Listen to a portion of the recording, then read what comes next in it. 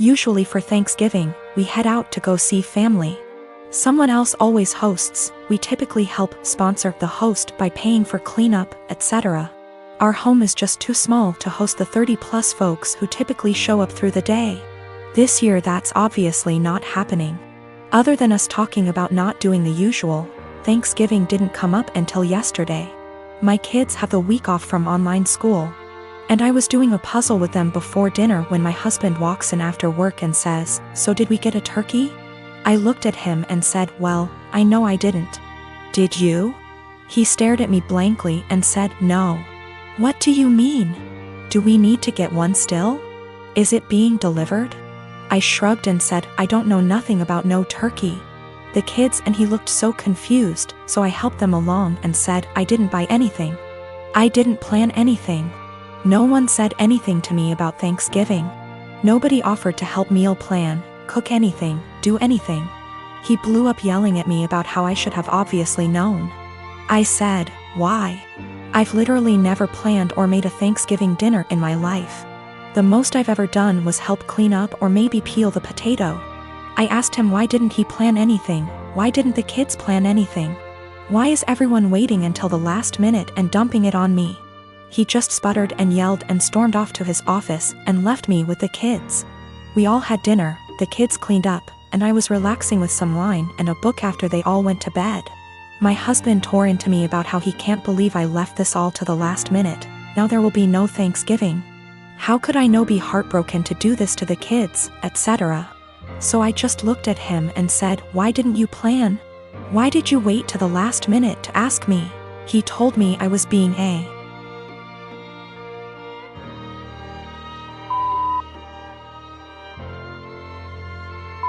for no reason and stomped off to go sleep in his office. He left without saying a word this morning. I followed up with my kids and asked them if they wanted Thanksgiving. They said they didn't care because the food isn't that good most of the time anyway. I work as well. We split chores, but there's no hard line. I do some, he does some. We both cook, and the oldest cooks as well. I just don't get why Thanksgiving is on my plate. Why, just because I'm a woman? A lot of people seem to think that my kids are like toddlers or something. They're old enough to help make the menu for dinners, help with cooking, etc. Anyway, I told my husband that if he wants to do some traditional Thanksgiving with all the fattening, carby, salty, beige food, he can go ahead and plan it and I'll help in the same capacity as always. If he wants me and the kids to cook something together, aka a normal, average Thursday, I'll continue with what was scheduled. The kids genuinely do not care. Thanksgiving doesn't mean anything to them. One of them has been asking for us to stay home for years. One of them barely touches the food as it, and the other one only likes to go so she can see her cousins. And she sees them all the time anyway. The middle kid already dug out another puzzle for us and they're just happy they're off school. Also, we don't do Christmas. My husband and I don't want kids. My mother-in-law is big into family in the traditional sense. She has been pushy with us about having kids since we got married. Literally the week after we got engaged, she started asking. My husband has always changed the subject, and has even told her that it's really none of her business. Every time we see her, she asks. Everything we do is built around the idea of us having kids. 3 years into our marriage, my husband said we might not even have kids and mother-in-law would not hear it. At year 4, husband had a vasectomy and I had a tubal. So this weekend we were all at their home enjoying some barbecue and drinks and everything. When I get up to grab a beer, my mother-in-law asks me if maybe I should drink water instead, because wink wink nudge nudge. You never know. I was annoyed by this and said, "There's really no chance." Mil, all wide grin, said, "Oh come on. It's time for you two to finally get serious. Put down the beer and tell us when we can finally expect you two to finally make your family official." I said we've been official for about 5 years now, Mil, and drink the beer. Husband laughs with me. Mother-in-law gets more annoyed and says, "You won't be real, last names, until you bless us with babies." Husband repeated. After about 15 minutes of the usual comments, I finally snapped and said, husband got snipped. I had my tubes tied. We're not having kids. You need to stop bringing it up. Period. Well, I thought I started WWII. She started crying and stormed off. Family looked at us with disgust and stormed off to comfort her. We left.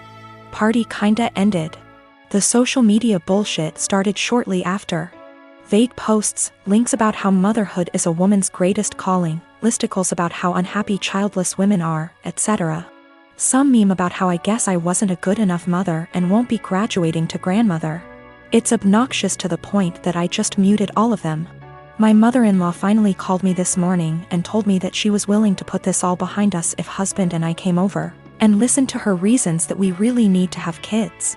I told her no, that we are tired of her pushing this on us, and then she said, "You two aren't prepared to be real, last name S. I'd like a refund for what we paid for the wedding." It wasn't that much. It was like $400 for the rehearsal dinner. I hung up on her. When recounting this to my friends, a few of them said that I was the asshole here for dropping it like that. But I don't think she was ever going to drop it if I didn't finally make a serious, direct comment about it.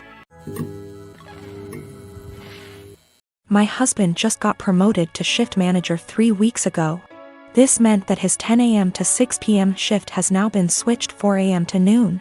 He isn't a morning person at all, so most mornings he will start huffing and puffing as soon as his alarm goes off, and he will instantly turn on our light and very loudly start looking for his work clothes.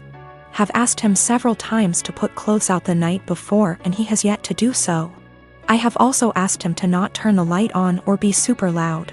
After all, when I worked at 5 a.m. I made sure to be respectful of him sleeping. So yesterday morning when he got up at 3 a.m. and flipped on the light, I grabbed my stuff and went to the guest room. He came in and asked what I was doing. I told him that since he didn't respect me sleeping at all, that I would be staying in the guest room from now on. He made a comment about the light will only be on for 5 freaking minutes. Which is not true. He turns the light on, finds himself clothes and then goes to take a shower without turning the light off. If I turn the light off, he will come back into the room after the shower and turn it on again to grab his socks and put on his shoes. Which also pisses me off because shoes stay in the kitchen by the door and there's no reason he can't put them on at the table. Anyways, instead of understanding, he just got angry.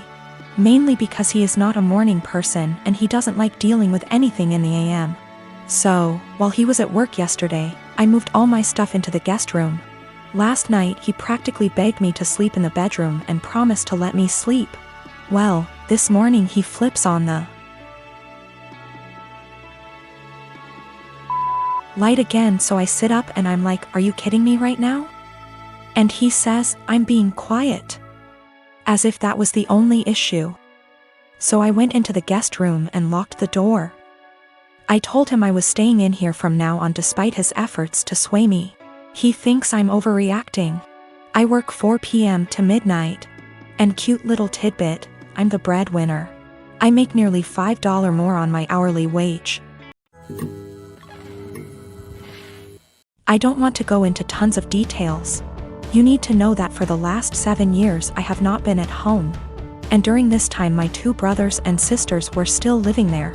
While I was at home, our stepfather abused us mentally and physically. We lived in crappy houses that were covered in real garbage, including animal feces, absolutely everywhere. I haven't heard from my little sister since May. I'm pretty sure she was told to cut contact with all of us. We are her older siblings. My second sister, after my younger sister, is overweight and has spinal problems and has to diet and see a specialist she is not taken to.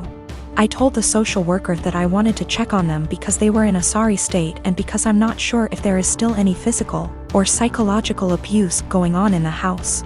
This genuinely worries me. I told them what happened to us, hitting walls, throwing things at us, swearing, belittling our character, etc. And told them repeatedly that I really just want to know what my younger brothers and sisters are not the same living conditions as they were. My husband supported me during the call and agreed that it was the right thing to do. All my siblings discussed this beforehand, except for my older sister, who moved out before things got bad, and the 2 who live in the house. We all agreed that this would at least let them know they were being watched and we weren't just disappointed in them, and maybe my mother and SD would keep the house clean, clean nose, etc. CPS contacted my mother very quickly. Much faster than I expected. I mean within 3 hours. After that, my older sister, who lives far away and hasn't contacted me for months, calls and she gets mad at me because she knows I called. I didn't deny anything and just said, if they have nothing to hide, then they have nothing to worry about. It will all be over pretty quickly, to which she replied, what if it doesn't? If they are taken away? I said, I hope it doesn't come to that, and if it does, it's not on me. I didn't harm them. I didn't leave animal excrement around the house. I asked, would you let your children live the way we lived? She didn't answer. I asked again and she said, no.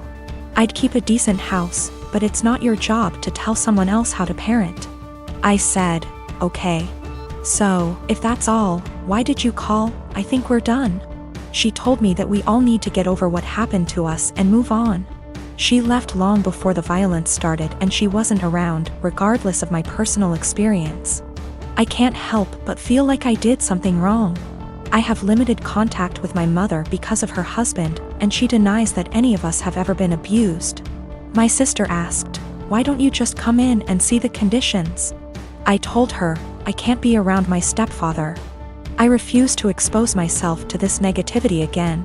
Even though my husband and siblings agree that it was the right thing to do, I still can't help feeling wrong because of it. Like it wasn't my place. But if it wasn't my place, then whose was it? I really would like a third-party opinion on what I did. Am I wrong in reporting my family? Honestly, should I have just kept my mouth shut? I don't mind if I don't have any contact with my mom or older sister. They don't even know that I'm almost 4 months pregnant because we don't talk very much. So the possibility that I'll never have a real relationship doesn't bother me. What worries me is that I don't know if I was right. I called my mother's CPS based on previous experiences of psychological and physical abuse by our stepfather. I have not heard anything from my younger brothers and sisters for a long time, because communication was interrupted. We lived in appalling conditions. There were animal feces, rubbish and mess everywhere. We were beaten, things were thrown at us, etc. I told the police that I was not sure if something was going on for sure because, again, no contact. But I wanted them to check on my siblings. Was I completely out of sorts?